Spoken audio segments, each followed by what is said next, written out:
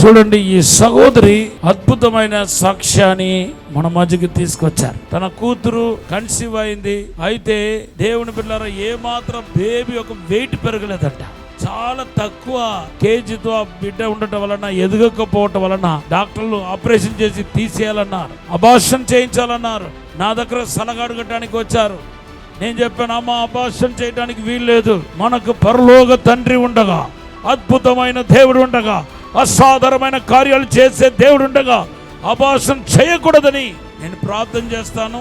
ఆ బేబీ ఒక వెయిట్ పెరిగితే అన్నాను. అలాగే నేను ప్రార్థన చేసిన కొద్ది దినాలకే మరలా డాక్టర్ దగ్గరికి వెళ్తే ఆ బేబీకి ఎంత వెయిట్ ఉండాలో అంత వెయిట్ ఉందన్నాను. బాబు 6 రోజుల్లో 2.5 కేజీలు పుట్టాడు.